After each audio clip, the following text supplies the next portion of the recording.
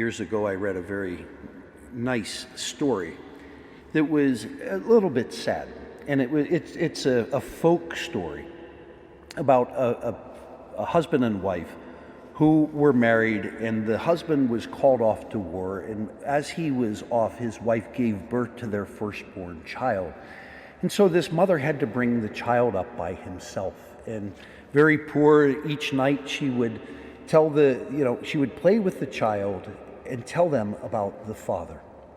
And they had a fire in the house. And she would tell them that the father loved this child and that the father wanted to play with the child, and et cetera, et cetera. And the mother would show this by showing the child the shadow that was cast from the flame of the fire.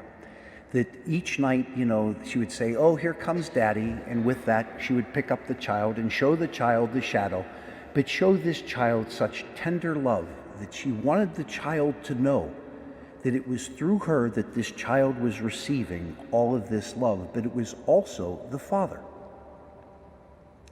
The shadow would be, the way that this child would be able to see the love of the Father who is absent.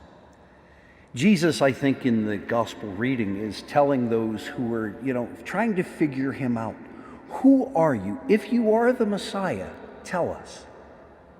And Jesus would say, the works that you see me doing are the Father's works. When I reach out my hand to a sinner, it is the Father who is loving this person. When you see me curing, it is the Father. You don't have to look very far. This is God's work.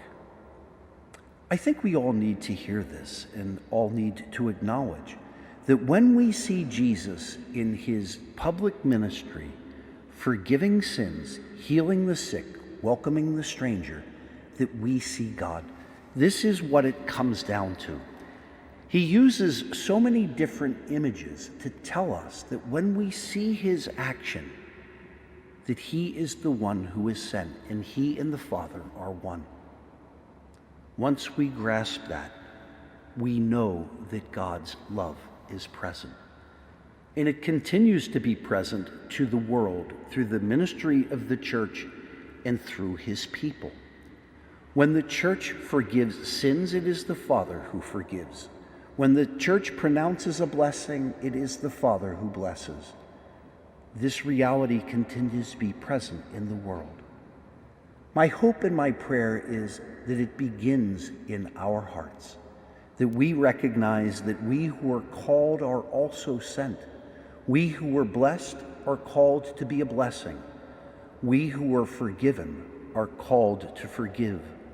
We who are nourished with sacraments and with God's grace are called to share that in a world so in need of God's love.